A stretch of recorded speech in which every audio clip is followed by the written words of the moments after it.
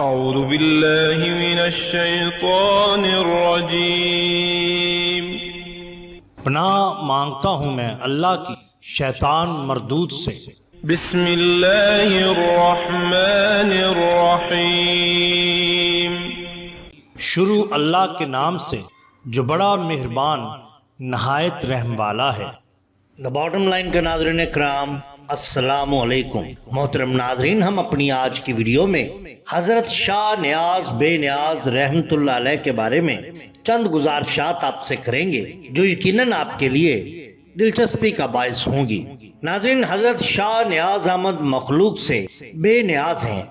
آپ والد کی طرف سے علوی سید ہیں اور والدہ کی جانب سے حسینی اور رضوی ہیں۔ آپ کے اجداد شاہان بخارا سے تھے۔ بخارا جسے آج ازبکستان کہا جاتا ہے، ان کا دارالخلافہ اندی جان تھا۔ آپ کے اجداد میں حضرت شاہ آیت اللہ علوی شاہی خاندان سے تھے اور تاج و تخت چھوڑ کر ملتان تشریف لائے۔ ان کے پوتے شاہ عظمت اللہ ملتان سے سرہند مشرقی پنجاب میں آ کر رہنے لگے۔ وہاں سے حضرت شاہ رحمت اللہ علوی دہلی تشریف لائے۔ والد گرامی کا نام شاہ محمد رحمت اللہ ہے۔ آپ کی والدہ ماجدہ کا نام بی بی لاڈو ہے۔ ان کو بی بی غریب نواز کے لقب سے بھی یاد کیا جاتا ہے۔ وہ صاحبزادی سید مولانا سعد الدین کی تھیں جو شیخ کلیم اللہ شاہ جہاں آبادی کے خلیفہ تھے۔ وہ قادری سلسلہ میں حضرت شیخ محی الدین رحمت اللہ علیہ کی مرید تھی۔ آپ کی ولادت باسعادت بعض روایات میں 1173 ہجری میں سرہند میں ہوئی۔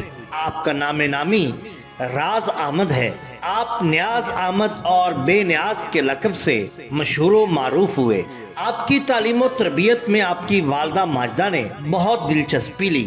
سفر سنی میں آپ اپنے والدین کے ساتھ دہلی آئے اور دہلی میں آپ کی تعلیم باقاعدہ شروع ہوئی۔ سعید الدین رضوی نے آپ کے ہاتھ پر اپنا ہاتھ رکھا۔ آپ کی تعلیم جاری رہی۔ 15 سال کی عمر میں تحصیل علوم ظاہری سے فارغ ہوئے اور دستار فضیلت حاصل کی۔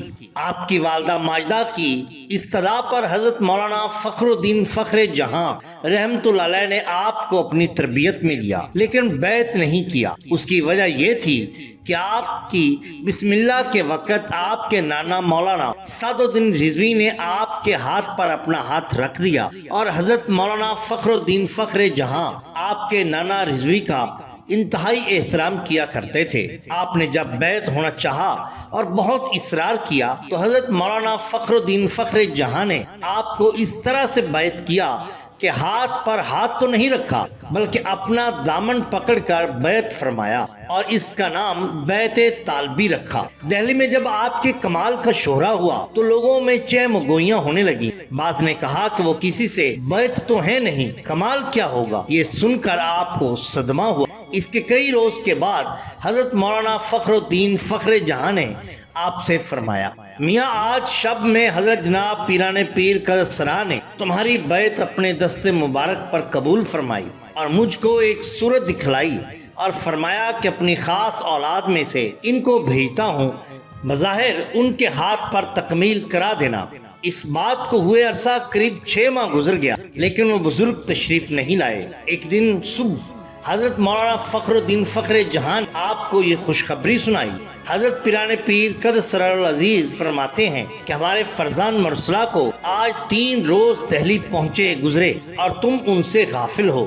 حضرت مولانا فخر جہاں نے ان بزرگ کی تلاش کے لیے لوگوں کو ہر طرف بھیجا۔ ایک شخص نے حضرت مولانا فخر جہاں کو ایک بزرگ کا پتہ دیا کہ وہ بغداد کے رہنے والے ہیں اور جامعہ مسجد دہلی میں مقیم۔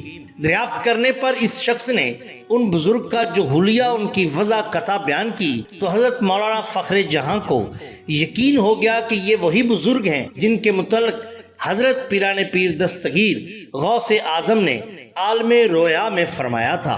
حضرت مولانا فخر الدین فخر جہاں نے مٹھائی لانے کا حکم دیا۔ مٹھائی کو خوان میں رکھا، خوان کو اپنے سر پر اور دانے ہاتھ سے آپ نے حضرت شاہ نیاز بے نیاز احمد کا ہاتھ پکڑا۔ اس طرح سے جامعہ مسجد میں داخل ہوئے۔ وہاں پہنچ کر دیکھا کہ ایک نورانی صورت بزرگ بیچ کے در میں رونق افروز ہیں۔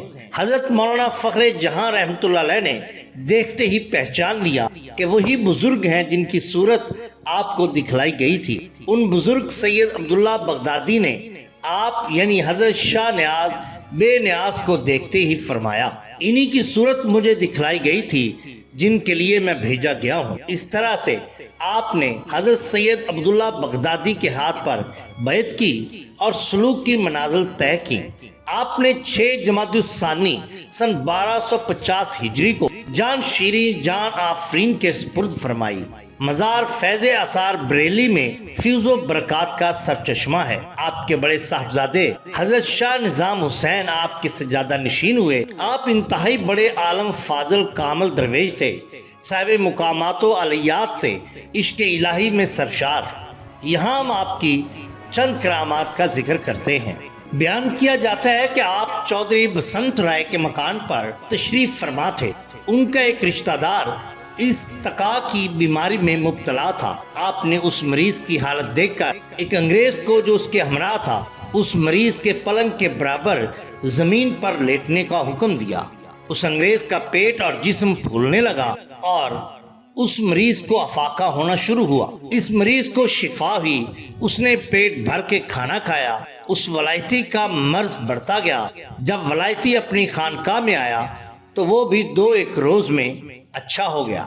اسی طرح ایک مرتبہ کا واقعہ ہے کہ بریلی میں آگ لگی، بہت سے مکان جل کر خاک ہو گئے۔ آگ پھیلتے پھیلتے محلہ کتب میں نمودار ہوئی۔ اس وقت کہ بڑے صاحبزادے حضرت شاہ نظام الدین حسین آپ کے پاس گھبرائے ہوئے پہنچے اور آپ کو آگ لگنے کی اطلاع دی۔ دوپہر کا وقت تھا، آپ آرام فرما رہے تھے۔ آپ بغیر کرتا پہنے ویسے ہی باہر تشریف لائے۔ آپ نے دیکھا کہ امیر علی خان رسالدار کے 22 گھوڑوں کو جو چھپر میں بندھے ہوئے تھے نکالنے کی کوشش کر رہے ہیں۔ رسالدار نے جب آپ کو دیکھا جان میں جان آئی۔ انہوں نے اپنے سائسوں سے کہا کہ گھوڑوں کو نکالنے کی کوشش مت کرو، اگر بچانا ہوگا تو حضرت خود بچا لیں گے، ورنہ حضرت کے سامنے ان کو جلنے دو۔ آپ نے نظر اٹھائی، آگ کا رخ بدل گیا۔ چھپر کا ایک کونا جلنے پایا تھا کہ وہ بھی خود بخود بجھ گیا۔ دوسرے دن آپ کے صاحبزادے حضرت شاہ نظام الدین حسین نے آپ سے دریافت کیا کہ کیا پڑھ کر پھونکا تھا کہ آگ یکدم بجھ گئی۔ آپ نے فرمایا پڑھنا کیا تھا؟ سمندر بن کر ایک چینٹا مارا، فوراً بجھ گئی۔ اسی طرح بیان کیا جاتا ہے کہ آپ صاحب کمال رفیع الحال، صاحب تخلیق و تصدیق بزرگ تھے۔ جب آپ پر جذبہ شوق غالب ہوتا آپ اونچی آواز میں نعرے لگانے لگتے۔ اسی طرح بیان کیا جاتا ہے کہ ایک بار ایک ولایتی آپ کے ساتھ تھا۔ آپ جنگل میں گئے۔ آپ نے جنگل میں جاتے ہی نعرے لگائے۔ آپ کا نعرہ لگانا تھا کہ ارد گرد کے بہت سے درندے پرندے اپنی اپنی بلوں اور اپنی اپنی کھچاروں سے نکل کر میدان میں اکٹھے ہو گئے۔ آپ جیسے ہی نعرہ لگاتے درندے اور پرندے رقص کرنے لگتے۔ ولایتی دیکھ کر بہت حیران ہوا۔ آپ جیسے ہی نعرہ لگا کر خاموش ہوتے درندے اور پرندے رک جاتے، پھر جیسے ہی نعرے کی آواز دوبارہ بلند ہوتی درندے اور پرندے رقص کرنے لگتے۔ آپ کو اپنے پیر و مرشد سے والہانہ عشق تھا۔ پیر و مرشد کی جدائی آپ کے لیے ناقابل برداشت تھی۔ اسی طرح بعض اوقات آپ جب حالت ذوق و شوق میں جنگل میں جا کر مستی میں نعرہ لگاتے تو بعض اوقات آپ کے نعروں سے جنگل میں آگ لگ جاتی۔ کیوں نہ لگے، کیونکہ یہی تو شان ہوتی ہے اولیاء اللہ کی۔ اگر آپ کو ہماری یہ ویڈیو پسند آئی ہو تو لائک کیجئے، سبسکرائب کیجئے ہمارے چینل دا باٹم لائن کو، تاکہ ہم آپ کے لیے اور بھی بہترین ویڈیوز لا سکیں۔ اپنے دوستوں کا، گرد و نواح کے لوگوں کا بہت خیال رکھیے۔ اللہ اور اللہ کے رسول صلی اللہ علیہ وآلہ وسلم سے بے حد محبت کیجئے۔ آپ کا بہت شکریہ۔ اللہ حافظ۔